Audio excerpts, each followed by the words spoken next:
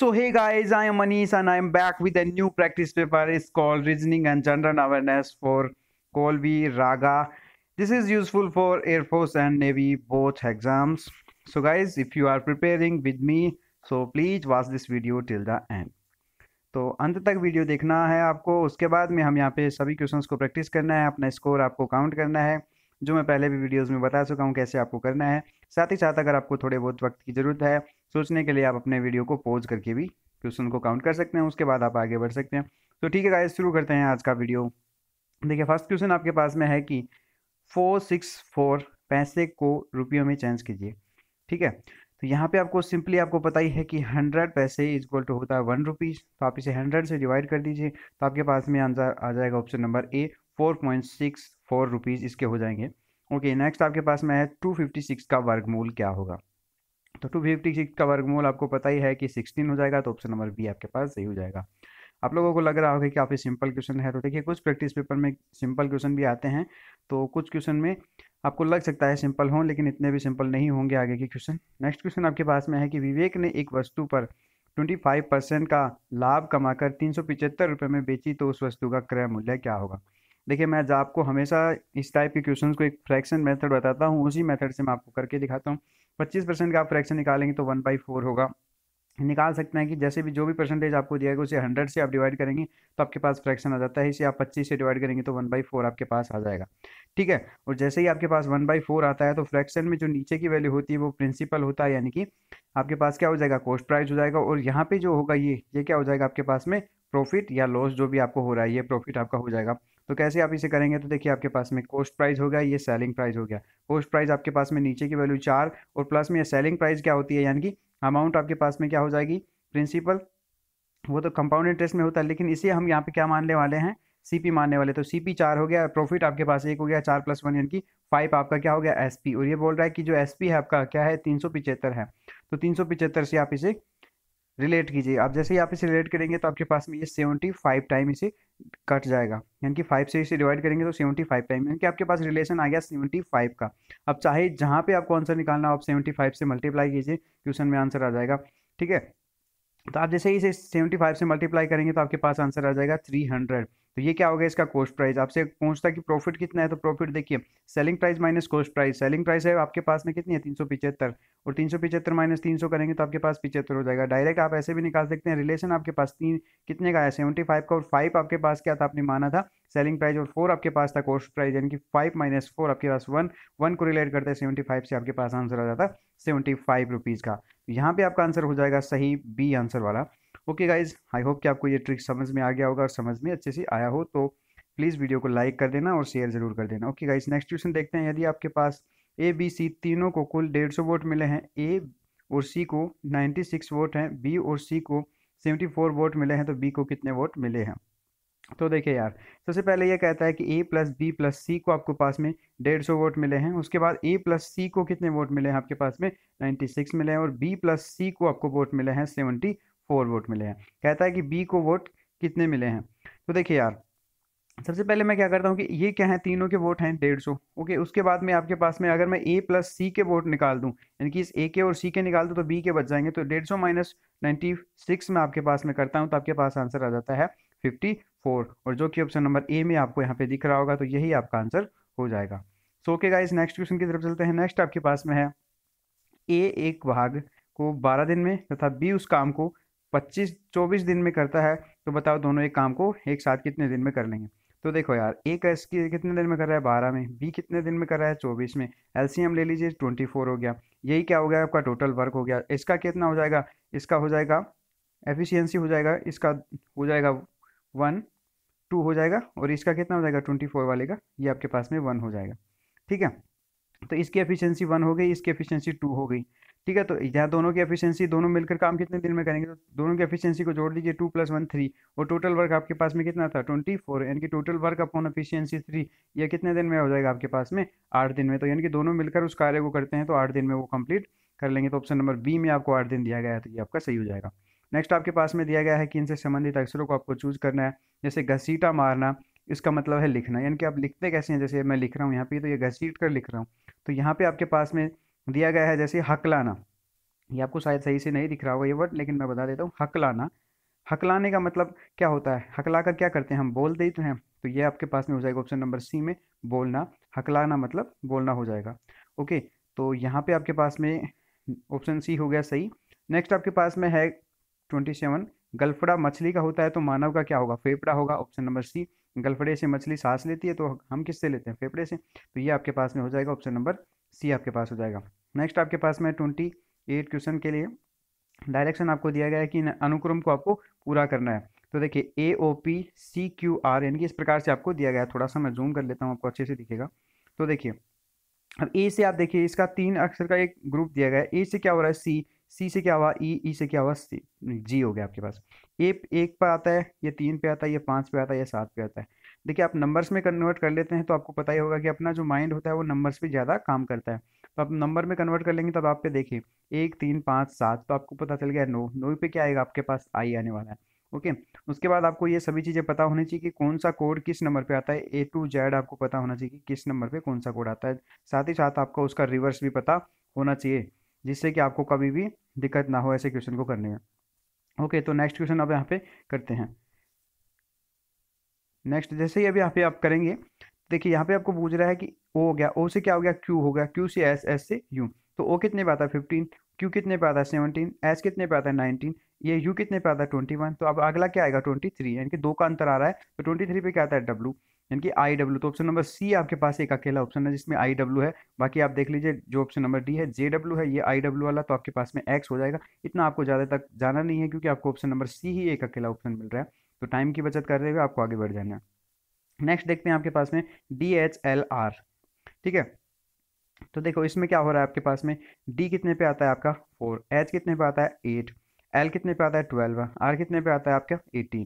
तो अब यहाँ पे आपको डिफरेंस चेक करना है, 8 माइनस 4 आपके पास 4, 12 माइनस 8 आपके पास 4 हो गया। उसके बाद 18 माइनस 12 कितना हो गया 6। तब यहाँ पे पैटर्न आपको दिख रहा होगा कि 2 बार 4 आया तो 2 बार क्या आएगा 6 आएगा। तब यहाँ पे आपको क्या करना है, आर में आपको 6 प्लस करना है। आर कितने पे आता है 18, 18 प्लस 6 आपके पास में कितना हो जाएगा 24, 24 पे आपका कौन सा वर्ड आता है एक्स। ठीक है, तो ये आपके पास में हो जाएगा ऑप्शन नंबर बी सही हो जाएगा। ठीक है, नेक्स्ट आपके पास में है कि 22 28 25 31 28।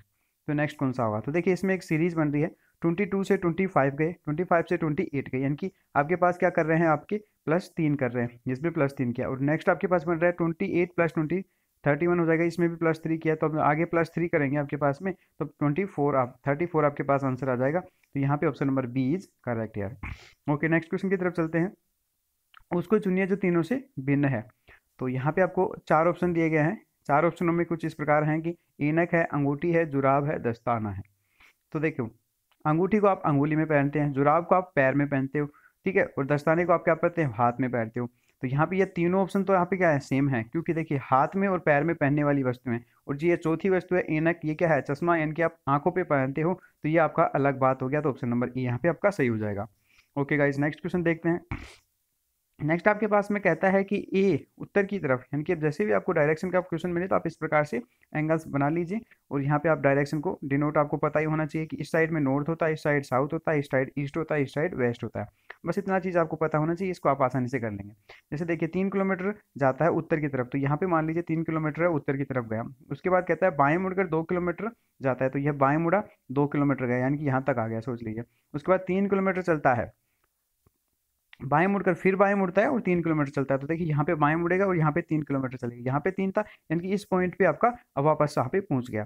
अब वह क्या कहता है कि दाहिने ओर मुड़ के, तो दाहिने ओर मुड़ेगा तो किस साइड चलेगा, इस साइड चलेगा। तो इस साइड में दाहिने ओर मुड़ के सीधा चलता है, तो चल रहा है। अब ये पूछता है कि कौन सी दिशा में चल रहा है, तो ये दिशा आप देखिए यहाँ पे आपको लिखा हुआ है, ये कौन सी है, वेस्ट, ये ईस्ट यानी पश्चिम। तो ऑप्शन नंबर बी आपके पास में हो जाएगा। ठीक है गाइज, नेक्स्ट क्वेश्चन देखते हैं। नेक्स्ट आपके पास है कि W = 23, विन का कोड आपको दिया गया 46, तो वे का कोड क्या होगा। देखिए W जो नंबर है आपका 23 पे आता है, और W यहाँ पे 23 प्लस I आता है 9 पे, N आता है 14 पे, आप सभी को ऐड करेंगे तो 46 आ गया। तो इसी प्रकार से आप इसको क्या करेंगे, ऐड करना है, यानी कि आपके पास W है 23 प्लस A है 1 पे और Y है आपके पास में 25 पे। तो इन सभी को आप ऐड करेंगे तो आपके पास आंसर आ जाएगा 49। तो ये आपका पास option number C is correct here. तो यहाँ पे नेक्स्ट क्वेश्चन की तरफ चलते हैं। नेक्स्ट आपके पास में इस प्रकार से लुप्त संख्या आपको बताना है, मिसिंग नंबर तो देखिए ये कैसे कोडिंग हो रहा है, देखिए यहाँ पे क्या हो रहा है, 2 + 3 6 हो गया, और 5 + 5 × 4 कितना हो गया 20, क्योंकि 20 + 6 26 बीच में लिखा हुआ है। इसी प्रकार से इसे कंफर्म करने के लिए नेक्स्ट में चेक करते हैं, 6 × 5 कितना हो गया 30, और 8 × 4 कितना हो गया आपके पास में 32। ओके, अब 32 हो गया। अब इन दोनों को ऐड करेंगे तो 62 आ गया, तो मतलब ये पैटर्न सही है। तो अब यहाँ पे देखिए 8 × 3 24 + 5 × 7 35, ठीक है। तो अब आपसे ऐड कर लीजिए, आपके पास में हो जाएगा, आपके पास में 59, ऑप्शन नंबर बी यहाँ पे हो जाएगा। ठीक है गाइस, नेक्स्ट क्वेश्चन आपके पास में है। नेक्स्ट क्वेश्चन कहता है कि चार लड़के हैं, एक वर्ग के केंद्र की ओर मुंह करके बैठे हुए हैं, और प्रत्येक वर्ग के कोने पर तथा उसकी भुजा के मध्य बिंदु पर बैठे हुए हैं। उससे कहता है कि मधु की स्थिति उषा से ठीक सामने वीकेंड के रूप में है, जो गीता के दाहिनी ओर बैठी है। गीता की अगला राय गोपी के सामने है, जो बोस के बाईं ओर बैठा है। सुमा की स्थिति मधु के दाहिनी ओर है, न होकर प्रेमा के सामने है, तो उसे बोस के सामने कौन बैठा है। तो देखिए इस क्वेश्चन को समझने के लिए हमें ब्लैक बोर्ड की जरूरत पड़ेगी। तो देखो इस प्रकार से मैंने यहाँ पे सब कुछ सेट कर दिया है। अब देखो आपको समझाता हूँ। देखिए सबसे पहले आपको कहता है कि चार लड़कियां हैं और चार लड़के हैं, वो क्या कर रहे हैं, केंद्र की तरफ मुंह करके एक वर्ग पे बैठे हुए हैं। ठीक है, बैठे रहने दो। उनके बाद यहाँ पे आपको ये पढ़ना है कि क्या कह रहा है कि प्रत्येक कोने पर तथा उसकी भुजाओं के मध्य बिंदु पर बैठे। यहाँ तक हमारा कंप्लीट हमने कर लिया। तो अब आगे पढ़ते हैं क्वेश्चन को कि क्या कहता है। तो मधु की स्थिति उषा के ठीक सामने वीकेंड के रूप में है। तो देखिए मधु आपके पास में ये हो गई, और उषा आपके पास में ये हो गई। ये वीकेंड की स्थिति में है, यहाँ पे बता रहे हैं, तो हमने ऐसे बैठा दिया। ठीक है, उसके सामने कहता है कि जो गीता के दाहिनी ओर बैठी है। मधु कौन कहाँ पे बैठी है, गीता के दाहिनी ओर, तो गीता यहाँ पे होगी, इसके दाहिनी ओर यहाँ पे मधु हो गई। ठीक है, उसके बाद कहता है कि नेक्स्ट देखते हैं, यहाँ पे गीता के सामने बैठी है वीकेंड के रूप में। गीता के ऐसे अगला कौन है, राय गोपी है। ठीक है, तो यहाँ पे देखिए ये हो गया आपके पास में राय, गीता से जस्ट अगला राय गोपी, राय हो गया। उसके बाद कहता है कि गोपी के सामने है, तो यहाँ पे गोपी ये हो गया, क्योंकि राय यहाँ पे होगा तो गोपी क्या होगा, इसके जस्ट सामने होगा। या गोपी के सामने कौन है, राय, इस प्रकार से बता रहा है। उसके बाद कहता है कि जो बोस के बाईं ओर बैठा है, तो बोस यहाँ पे बी फॉर बोस मान लीजिए, और बोस के बाईं ओर कौन बैठा है, यहाँ पे गोपी बैठा है। ठीक है, उसके बाद कहता है कि सुमा की स्थिति मधु के ठीक दाहिने ओर न होकर प्रेमा के सामने है। ठीक है, तो देखिए मधु के दाहिने ओर है, इनके मधु के दाहिने ओर कौन होगा, फिर प्रेमा होगा, क्योंकि अगर सुमा मधु के दाहिने ओर नहीं है तो कौन होगा, प्रेमा होगा, क्योंकि ये दो ही बच्चे हैं प्रेमा, यहाँ हो गया, प्रेमा के जस्ट सामने सुमा हो गया। तो स्थिति आपके पास में जो यहाँ पे दिख रही है इस प्रकार से बन गई। अब यहाँ पे बोलता है कि बोस के सामने कौन बैठा है, तो बी फॉर बोस, बोस के सामने बैठा है जी फॉर गीता। तो यहाँ पे आपका जो आंसर हो जाएगा वो होगा ऑप्शन नंबर ए के अंदर हो जाएगा, ये देखिए गीता वाला हो जाएगा। सो गाइस आपको समझ में आएगा होगा कि ऑप्शन नंबर ए यहाँ पे हो जाएगा गीता के लिए। ठीक है, नेक्स्ट क्वेश्चन में चलते हैं। नेक्स्ट आपके पास में कहता है कि ब्रह्मा समाज के संस्थापक कौन थे। तो ये सभी क्वेश्चन आपको आने चाहिए। तो ब्रह्मा समाज के संस्थापक थे option number B Swami Dayanand. ठीक है, नेक्स्ट आपके पास में है भारतीय राष्ट्रीय कांग्रेस का प्रथम अधिवेशन कहाँ हुआ था। तो ये हुआ था मुंबई में 28 दिसंबर 1885 को हुआ था। ठीक है, तो ऑप्शन नंबर ए आपके पास में हो जाएगा। नेक्स्ट है चंद्रगुप्त द्वितीय के समय भारत में कौन यात्री आया था। तो ये हो जाएगा ऑप्शन नंबर ए फाइयान आया था। ठीक है, उसके बाद नेक्स्ट आपके पास में पूछता है 39। तो देखिए यहाँ पे कहता है कि सागवान वृक्ष भारत के किस क्षेत्र में पाया जाता है।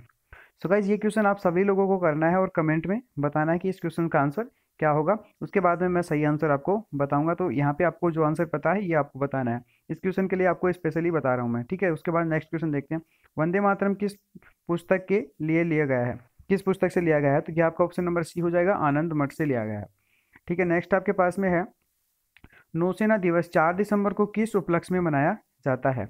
तो यहाँ पे आपका ऑप्शन नंबर ए हो जाएगा, पाकिस्तान गाजी पनडुब्बी यानी कि अमेरिकी निर्मित को डुबोने के उपलक्ष्य में भारतीय नौसेना ने पाकिस्तान की एक पनडुब्बी थी जिसका नाम था गाजी, उसको यहाँ पे क्या अमेरिका के द्वारा निर्माण किया गया था, उसको डुबोने के उपलक्ष्य में यहाँ पे 4 दिसंबर को नौसेना दिवस मनाया जाता है। नेक्स्ट है दिलवाड़ा मंदिर माउंट आबू सिरोही राजस्थान में है, किस पत्थर से बना हुआ है। तो ये हरे संगमरमर से बना हुआ है, तो ऑप्शन नंबर डी आपके पास हो जाएगा। नेक्स्ट आपके पास में है कि टिहरी बांध किस राज्य में है। तो यह है option number C Uttaranchal Uttarakhand. Option number C आपका हो जाएगा। लोकसभा चुनाव लड़ने के लिए कम से कम कितनी आयु होनी चाहिए। तो ये हो जाएगा ऑप्शन नंबर सी 25 वर्ष होनी चाहिए। नेक्स्ट आपके पास में है मथुरा किस नदी के किनारे बसा हुआ है। तो यहाँ पे हो जाएगा ऑप्शन नंबर सी यमुना के किनारे बसा हुआ है। ठीक है गाइज, नेक्स्ट आपके पास में यहाँ पे कुछ इस प्रकार के क्वेश्चन है, यहाँ पे आपको श्रेणी को पूरा करना है। तो देखिए यहाँ पे क्या हो रहा है कि यहाँ पे 3 है, ये 3 डॉट है, यहाँ पे 2 डॉट है। उसके बाद यहाँ पे क्या हुआ कि 2 डॉट बढ़ गई, 5 हो गई। यहाँ पे क्या हुआ, 1 डॉट बढ़ गया, इनके नीचे वाले में 1 डॉट बढ़ा, यहाँ 3 हो गए, ये 4 हो गई, तो यहाँ पे 5 होंगे। तो देखिए 5 इसमें है, इसमें 4 हैं, इसमें 2 हैं, इसमें क्या है, 6 है। तो 5 वाला होना चाहिए, तो ऑप्शन नंबर सी आपका हो जाएगा। आप एक से भी मैच कर सकते हैं, या अगर इसमें 5 2 में होते तो आप इससे मैच करके पता लगा देते। तो यहाँ पे ऑप्शन नंबर सी हो जाएगा। ठीक है, नेक्स्ट आपके पास में इसी प्रकार से बताना है कि इसमें कौन सा होगा। तो देखिए इसमें क्या हो रहा है, यहाँ पे क्या हुआ कि इसमें से इसमें क्या कमी हो गई। तो देखिए यहाँ पे एक नीचे की ये एक डॉट हट गई यहाँ की, उसके बाद इसमें गए तो ये डॉट हट गई, इसमें अगले में जाएंगे तो ये डॉट भी हट जाएगी, यानी कि सिर्फ ये आकृति आपको मिलेगी। तो ये आकृति ऑप्शन नंबर डी में है, ऑप्शन नंबर डी आपके पास सही हो जाएगा।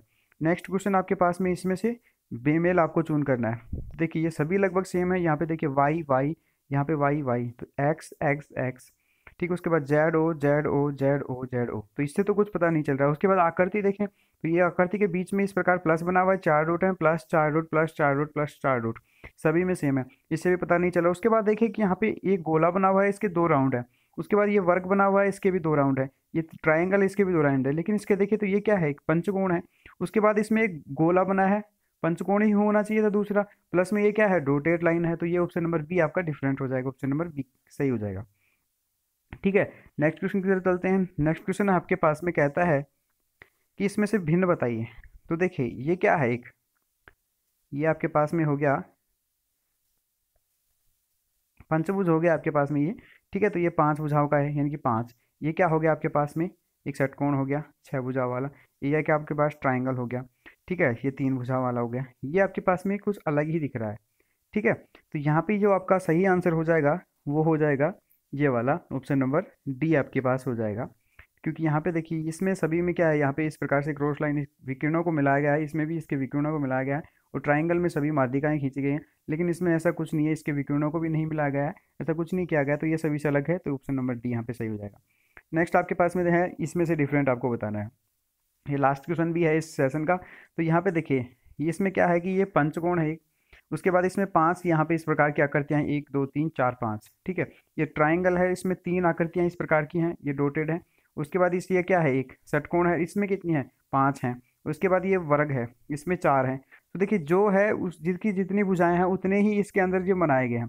इसमें 4 हैं, इसमें 3 है, इसमें क्या है 5 है, लेकिन इसमें 6 होने चाहिए, तो इसमें 5 ही हैं, तो ऑप्शन नंबर सी आपका हो जाएगा। सो गाइज ये हमने कंप्लीट कर लिया है प्रैक्टिस पेपर, रागा के लिए हमने स्पेशली किया था ये।